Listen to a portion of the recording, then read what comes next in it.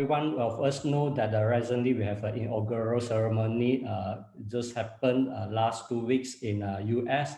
And of course, we also see a lot of changes during this pandemic period last year, 2020. And we believe that 2021 will be a very happening years that a lot of things can be happen. But what is the exact things that are going to happen? We have very caliber and very experienced speakers with us today to actually share with the topic. And of course, we also have the moderator who will actually moderate the event. And the moderator, which I would like to introduce, is Mr. Chris. So Mr. Chris Daniel Wong is a serial investor entrepreneur. He is also the organizer of tonight events. And Chris is presently the president of MDCC, the Malaysia Digital Chambers of Commerce, and he runs his own private equity fund. He is a constant presence in Astro Awani, appearing at least 2 to 3 times a week, contributing to the network prime time news on the economics and current social issues. He is also a student of a tonight's speaker and an alumni members of a Cheong Kong Graduate School of Business. And also our speakers, a little bit of introduction of Professor Zhou Li. He's the Assistant Dean of Cheong Kong Graduate School of Business, CKGSB. So without further ado, I will pass over the floor to our moderator, Mr. Chris Daniel Wong. Mr. Chris, are you there? Yeah, thank you, Roy. Thank you for the kind introduction. And before I pass on to Professor, just a little bit of housekeeping, Roy. I can't see my video. Are you seeing my video over here? No. Are you sharing something? No. I'm talking about. Oh, I can see you. Of course, I can see you. I saw myself. Now, sometimes technology, we got to ask ourselves whether we see each other or not. Well, thank you so much, Roy, for the kind introduction. Before I invite Professor Zhou Li, I would like to foremost thank Datin Lorella. In fact, tonight's topic is actually her brainchild. I have to give credit to her. I was texting, me and Datin always share pictures. You know what pictures we share? We share cooking picture. She will share with me what she cooked today, and I will share with her what I cooked today. That's what we do, because we are under lockdown. So so besides doing Zoom, so to take off our mind, we do cooking. So then after that, I say, Datin, what should we do? He said, let's come up with a webinar topic. I say, okay, what kind of topic? Then we bounce idea here and there, and then suddenly we said, hey, why not we do about US-China trade war? And then Datin has been a very diplomatic person. I'm knowing her for years. So we call it US-China affairs. I said, okay, that sounds better, not trade war. So that's how we get to today, US-China affair, decoupling or recoupling. And then I called up my very good Jimui Nathan, which I known her. I know her because we went to the same school together, which is Cheong Kong Graduate Business School. So we were in a week of a leadership program. Of course, our teacher is Professor Zhou Li. That's how I get to know May. May is a very vibrant entrepreneur, second generation. You know the Queens Bay Mall around that area project, Asia Green Property. That is a family business actually. So I called May. I said, why not we do this together? I said, okay, of course we do it together. And then she invited her network as well to come in. And then I called my Taiko, which is Max Shankar. Max graciously sponsored today's platform, and RSVP the members of GIS as well. First, I promised Professor is about 30 to 40, but then as of this evening, we saw our RSVP was 110. But Malaysia being Malaysia, Professor, we have to give discount 40 to 50%. In Cantonese, we call it Fong Fei Kei, Fang Fei Chi. Right? So right now we got about 60 participants over here. So not bad, not bad. So we out of 110, we got 60. So we score about more than 50% marks. But I promised Prof about 30 to 40. Anyhow, we exceeded on that. So in a way, I actually meet my KPI. Then I want to thank Raymond. Raymond is the Deputy President of MBCC who gives a lot of input to this project as well. I believe Roy have introduced our professor. Let me go further. Professor Zhou Li has a very, what we call vibrant background, I would say. when I went to Cheong Kong Business School 2 years ago, I couldn't imagine that China got one university that speak English one. Because I'm a banana, obviously I speak Putonghua, but not very good as Max, Shankar, and Datin. Max, even though he's a Chindian, but he went to Chinese school. He read Chinese. So when I travel with him in China, he is literally my translator. Not only that, he read documents in Chinese. He translated to me in Chinese. So I'm the Huang Pifu, but banana, you see. So he is actually my sidekick. I'm the Robin. He's the Batman. Not Batman. Batman's in Batman, the Gotham Batman. Okay. So a little bit about Professor. Before he joined Cheong Kong Graduate School of Business, Professor Cho actually worked for more than 20 years as a CEO and other senior management positions at telecom, IT, investment, and consulting companies, not in China, but in Canada, Hong Kong as well. So Professor Cho is a very well exposed person, both in the Western world and also in the Chinese market. So before he joined the corporate world, Professor Cho was actually the faculty member of Renmin University in China, where he developed and taught international business management courses, and he was given the Best Lecturer Award. And he received his bachelor degree in economics at Renmin University in China, and he graduated with his MBA at McGill University in Canada. So right now he is primarily responsible for the schools, for CKGSB School, English Language Executive Programs. When Professor taught me 2 years ago, I was amazed. You know what kind of people was his student in his classroom? Senior executive of Tencent, Alibaba, Huawei. These are the people who are earning something like, I don't know, 7-figure salary a year in US dollar, not renminbi. So these are the kind of students that Professor Cho taught them. So 2 weeks ago, I WeChat Professor and said, hey, Prof, can you do me a favor or not? Would you be able to do this seminar for us? Because why he taught me this, and I actually countered him back using his own language. I say that for many years, Malaysia being a British colonial community, we are very much English educated.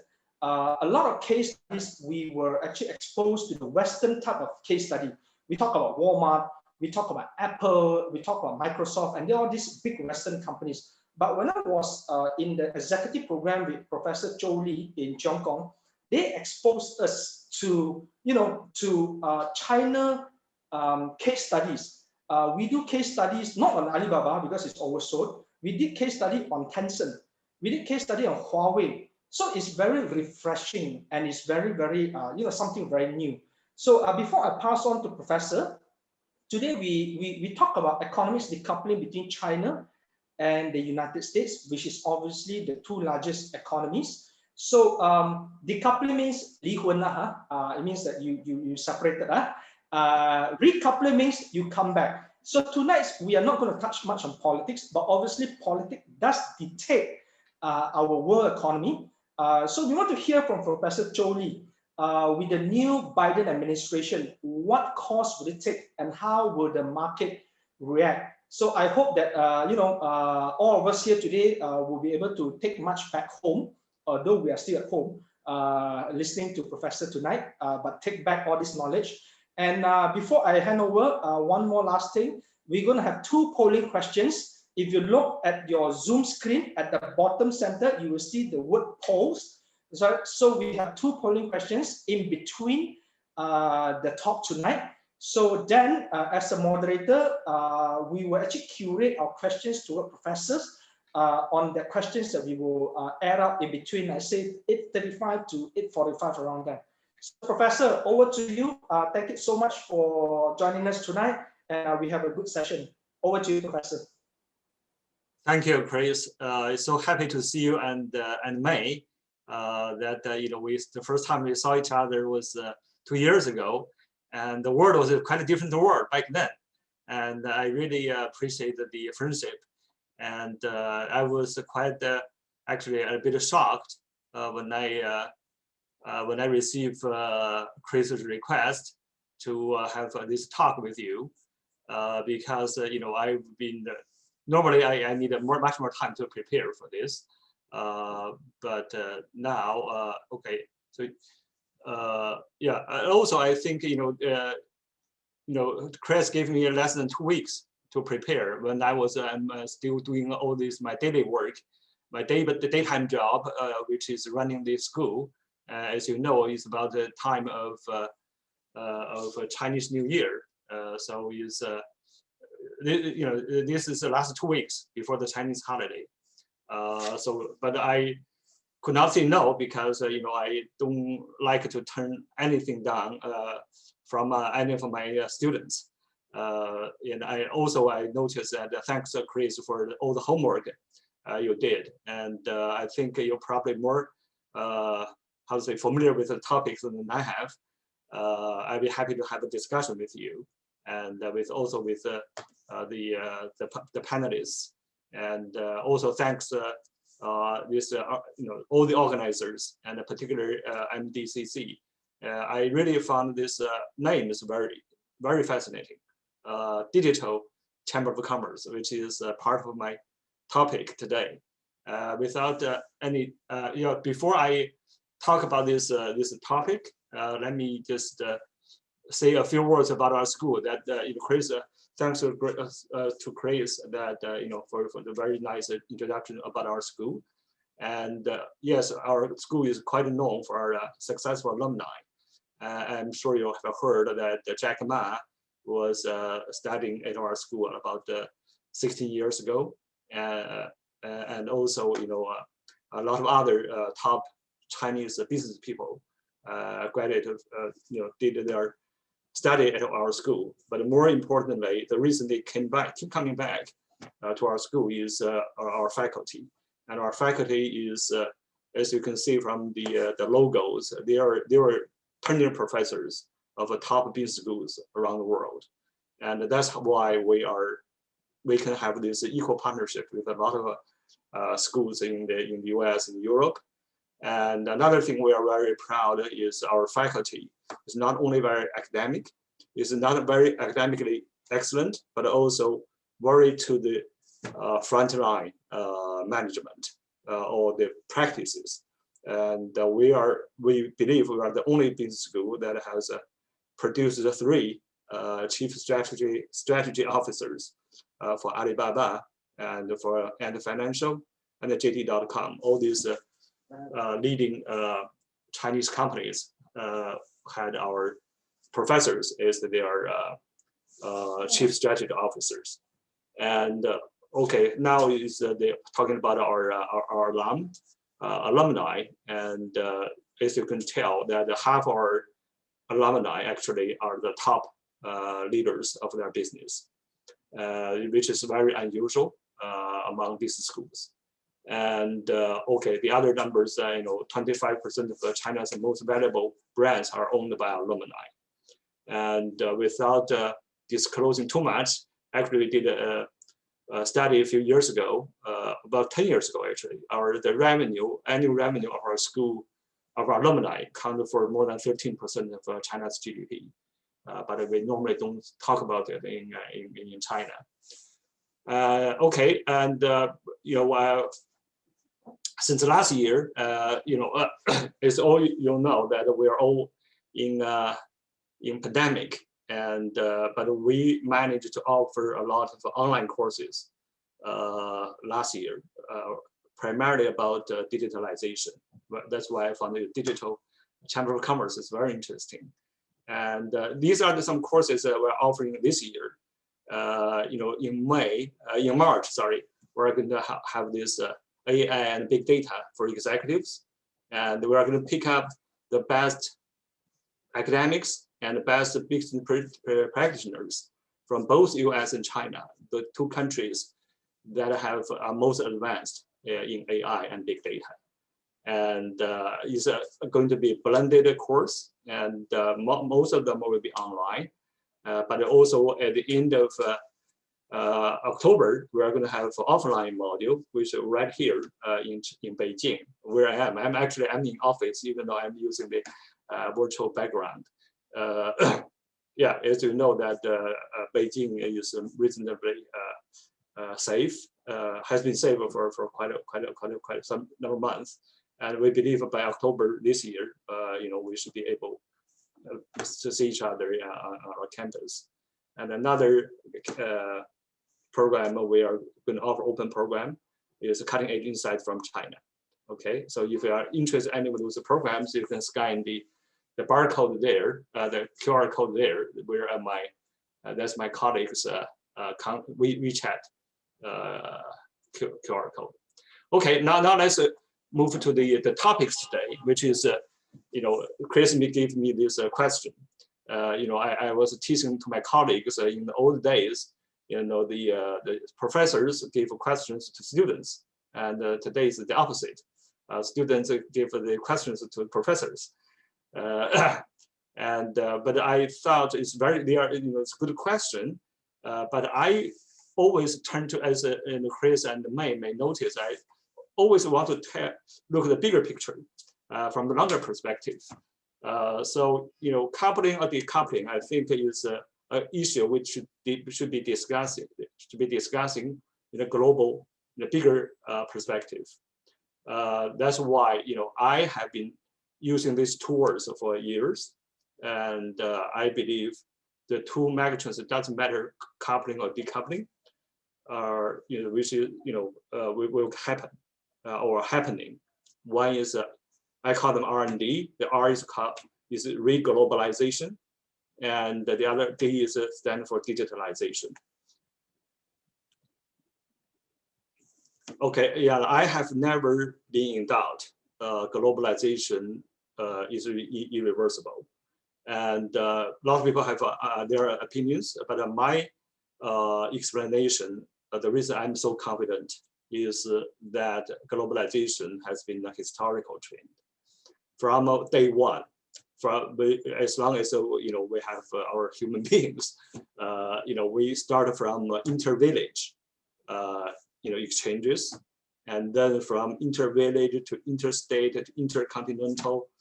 The human history is almost a history of globalization, and people from day one, people exchange products, ideas, religions, social norms, not only the products. So that's why I've never been in doubt that globalization will continue. It doesn't matter who is in power in any of the economies, particular economies. And also that I think that's all the numbers show that even though at the time of deglobalization, when actually I wrote that I don't know, yeah, I put this here. I wrote this article. Say that was the cover magazine, cover of the magazine I run in 2016. That's before Donald Trump became the president. Back then, people are debating, the globalization may be finished if Donald Trump is elected. I said it doesn't matter who is the president. I believe the world will be globalized, re-globalized, and it happened to this chart shows actually the globalization or the trade had to before the pandemic is already back to where it was before the tsunami. The trade decline after the financial tsunami in 2008, but picked up very quickly. Just because there's a need to exchange products. And today, when we talk about a re-globalization, I believe that we need to look what are the benefits of globalization and what are the negative impact that need to be corrected in the next coming round of globalization. And I think you probably all know that economic prosperity is obvious to all of us. And another one is poverty alleviation, and a lot of people get out of poverty because of globalization. But then there's income disparity between the rich and the poor. I'm sure you observe that in your own country, but those are primarily obvious in both US and China. And it's a negative impact of globalization. And China has been dealing that in its own way, but that has not been addressed very well in the US. And that's why you see the kind of a momentum for deglobalization or the sentiment of anti-globalization. And other issues like environment issues have not been taken care of. And because of all the problems, the global governance is not functioning very well. These are the negative globalization. But I believe the world is going to be or continue to be reglobalized. And today, I think right now we are talking about, we use a term of, I think one of the professors from Harvard used this term that I agree, is one's a thin global systems and another one's a thick subsystems.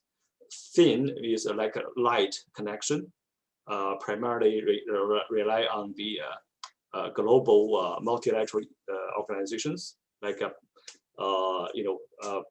public health, like in WTO, WHO.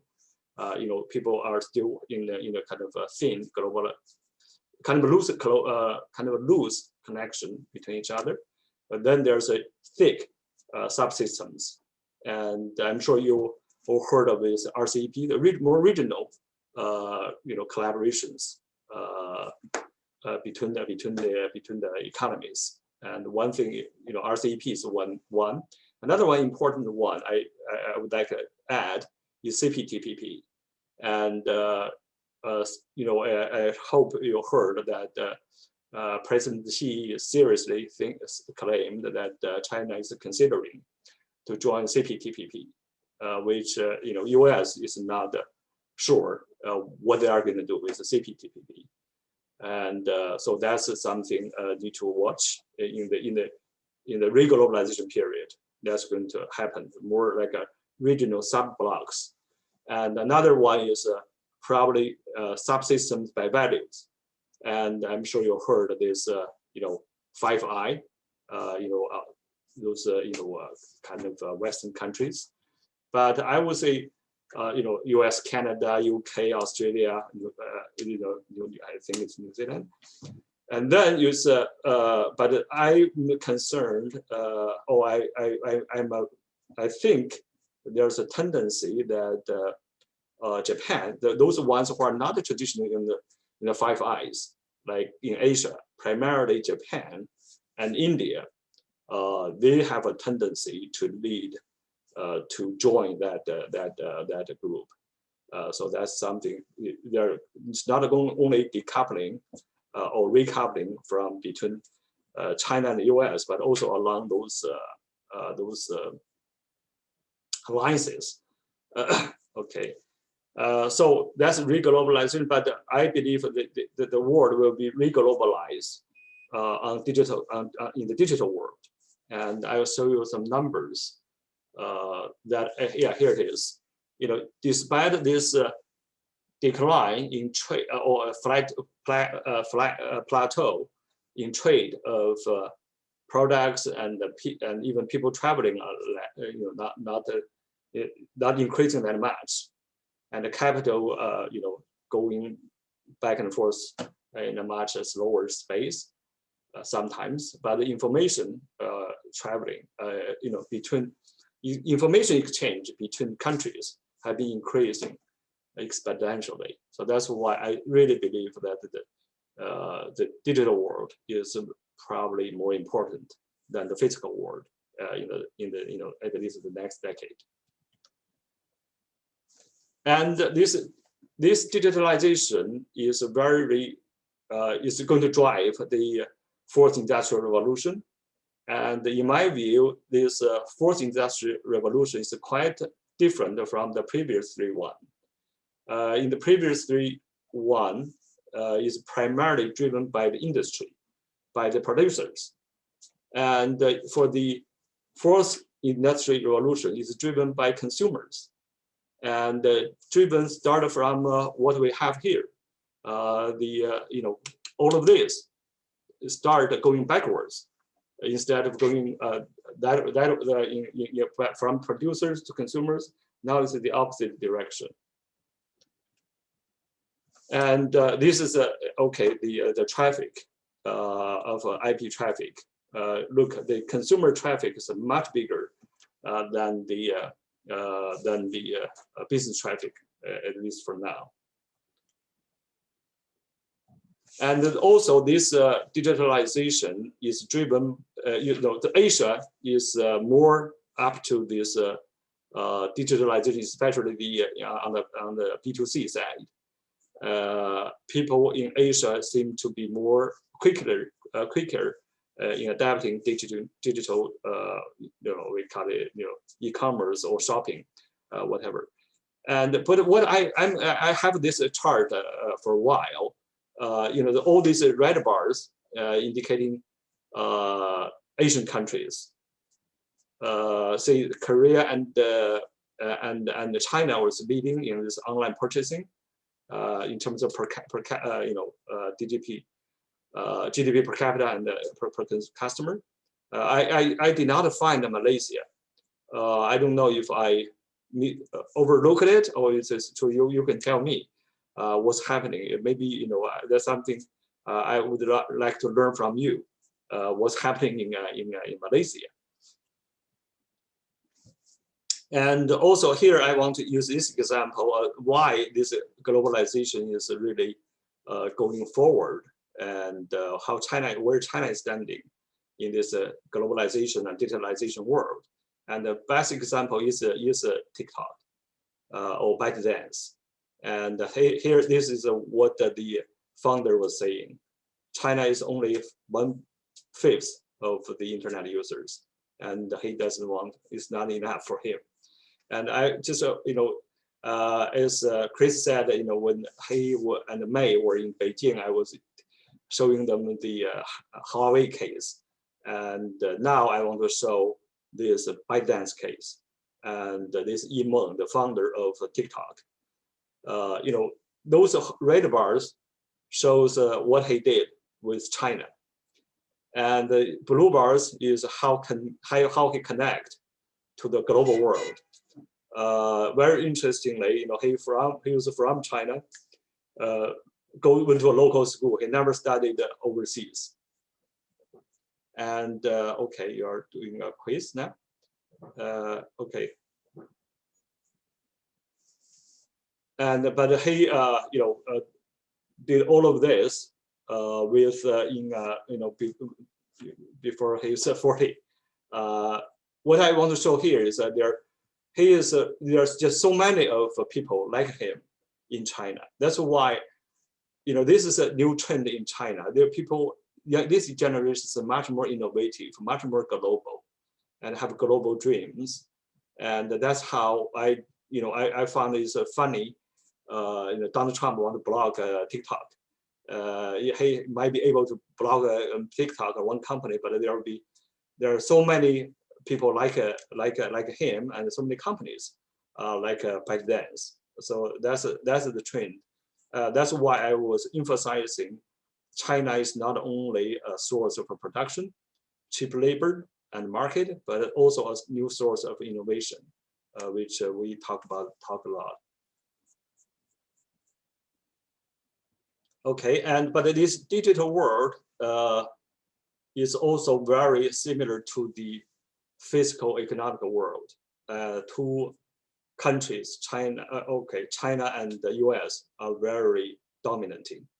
So that can have indications that I believe that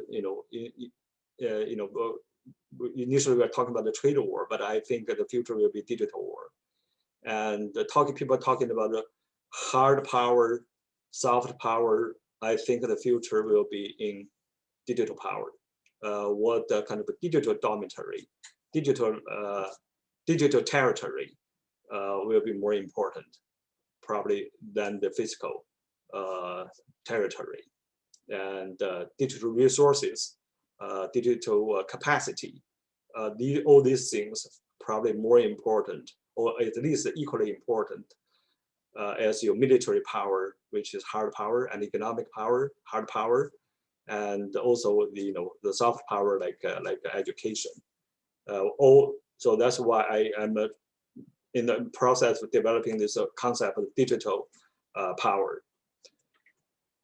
All right. Okay. Yeah. Now we just say a few words about the the topic coupling, decoupling, or recoupling. That's quite the question Chris asked me. And here's another cover page of our magazine. This is the question we talked about. I think at least yeah, at least a year ago. It's the fall issue of 2019. But what I want to talk about, let's say, what's coupling, what's decoupling, where the decoupling came from is from coupling between US and China. So by analyzing the factors, what put these two countries together, maybe it can give us some implications where these two countries are going. And see, the coupling started in Nixon. Not, people thought it's from Henry Kissinger, but actually the mastermind was Richard Nixon. And he wrote an article much more earlier before he came to China with or even asked Kissinger to come to China. And he wrote a paper about engaging China. And now that I want to show you here is actually both Chinese people American people are very pragmatic. It's not that they want to be nice to China back then. It's because they had to, or they better to, because they are losing in war in Vietnam, and they have the big domestic issues, and they're having problems in Vietnam, and also Soviet Union, from the Soviet Union was getting stronger. So that's why Nixon was thinking of China, if they can develop a kind of alliance in China, is they can have the Vietnam War, without losing too much face about Vietnam. In that case, so that was the reason that the coupling started. Even though back then China was more communist, in a way than now, but they started engaging because of the geopolitical concerns. And then you probably all know, in the Clinton time is getting closer, and most importantly, China joined WTO in 2002, and you can see the trade between China and the US just expand exponentially. But why? The reason I put a date here, December 11. What happened before then is September 11. And China would not have had an easier time. People, some people say, we should thank US for allowing us to join, allowing China to join WTO, but they would not do that quickly unless, if there's now no September 11. So all this background had an impact on the American policy to China. Okay, these are the, you all know the Obama's policy, and then Donald Trump's policy, and you all heard enough of that. I don't need to bore you with what Donald Trump did. And but look at the numbers. Even at the time of decoupling all the tariff sanctions, the trade was growing, even growing more last year. So this is what I want to tell my students, and forget about this noise in the media. Let's go deeper. What are the factors that have to make these irreversible changes, or those trends are going to happen regardless of who is in power. What do they say in public? Those fundamental trends are going to determine where the situation is going. Okay, and recoupling, people, are we going to, sorry for the spelling or typo. I finished really just, Chris asked me to give him the PowerPoint before lunchtime. So I did everything by 11:57 probably today. Yeah, I think we need to understand the people here. Biden is a globalist, and he's a multilateralist. We all know As a Democrat, they care about the labor and they are closer to Wall Street. All these factors will shape his policy about how to recouple with China. And basically, that's why I would recommend that you read this article, this paper. This is quite similar to Nixon's paper in 1969, which saved the U.S. policy about China afterwards. And the paper Joe Biden published in March last year would guide his policy. And basically, is no stranger, nothing strange. We all heard of this. It's competing and working with China at the same time. Competing with China and by building America's strengths. That's how he different from Donald Trump's policy.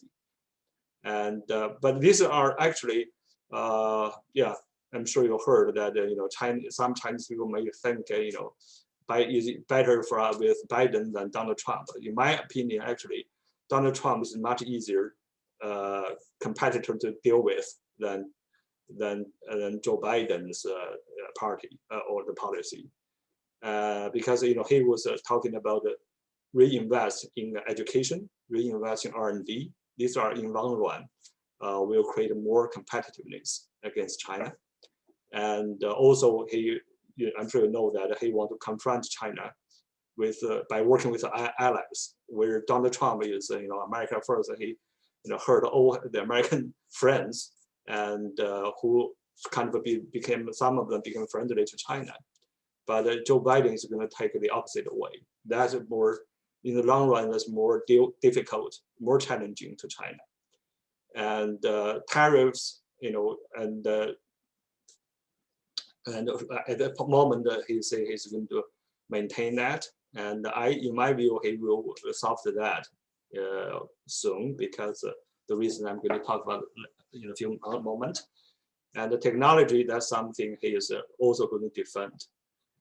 And unlike Donald Trump, he also wants to work with China. Joe Biden wants to work with China, primarily on these two issues, climate change and public health. And I also would like you to pay attention to his team. And one person that everybody noticed is her, Kathleen Tai. And she's more like a professional, but also, she was involved in the China-US trade discussions and pretty tough. What people have not paid too much attention is the other person, the vice president. And I think she has good chance to play a very important role. Depends on Biden's health. I talked to my American friends and Canadian friends. I said, do you think Biden is going to be re-elected in 4 years? A lot of them told me it's tough. He may not even survive the first term. But of course, we wish him healthy. And but he's his age, and his vice president is very much younger and energetic. And interesting to see that she is probably the China Hawk, we call it, and toughest among the team members against China. And also her policy is pretty much on the issues, what I call them values, and she is all the Democrats, the cards that Democrats play is primarily on human rights issues, which is China needs to find a way to defend itself. All right, and so one thing immediate, those are the long-term issues. Immediate fact is which country can control this COVID-19 virus better. Whoever controls better will come out stronger. And so far, China is doing well, and a lot of people think China got into this first and get out very first. So far, it is true. But look at this chart. This is the latest from economists, and user projection is that the rich countries actually are going to get because of the vaccine, they are going to get out of the problem much faster. US, look at the green one is by late 2020, 21, by later this year, they will be, the vaccine coverage will be pretty much covered everyone. And so that's why I expect very stronger recovery from the US later part of the year. And look, even China was winning up to before the vaccine is available. But look at this projection. If their projection is correct, China will not get a whole coverage by late next year. That's a kind of we need to pay attention. But this is also, I turn to sometimes a joke about economists. They only look at the specific numbers and forget the big one. And look at, they can be available. All these developing countries ordered much more than they need vaccine, much more doses than they need, especially Canada. Canada, I don't know why it's not here. It's not green. But the problem is they are available, but not everybody take them. I don't think they have taken that into consideration, this analysis. So that is availability of vaccine to the population, but it's not say, it did not say how many people. From what I heard, actually, I talk to my American friends all the time. Some of them, significant portion of the population say, they are not ready. So that can be an issue. Okay. All right. So in my view, I saw Chris some questions about some another type of, yeah, in my view, which country has a long term growth potential. Number one, I believe, is political stability. If you don't have political stability, you have nothing, and that's something is interesting to see between China and the US. And also another one is economic openness and private sector and the role of the government, the positive role of government in the economy. Are you building infrastructure? Are you investing in education? Are you investing in R&D? And those are the important factors for evaluating the economy. And in my view, to put it very simply, opportunities in China is one is the one that I think you never get it wrong is something about the green. US now, Biden is coming back to the Paris Accord to put that higher agenda on their priority list, and so is China. And President Xi promised carbon neutral by 2060, I think. Yeah, 2030 will be reached the peak of carbon emission. That will create a lot of opportunities, yeah, in my view. And another one, so it's universal in US, in China, as long as it's green, it's good opportunity. And in China also is the services, and because of the more people are going to be in the middle income class, and they will need more education, more luxury tourism, and all of this will entertainment. That's going to have a pretty high growth potential in China. And also a little bit related to this is also, but I don't know how foreign companies can get involved. Is China is trying to developing its own technology for the key high-tech components. That's already investing a lot. The company is already investing a lot, but I don't know how much the foreign companies can get involved in this. So that's pretty much what I have to say, and I'd be happy to answer any questions Chris and others may have. Thank you.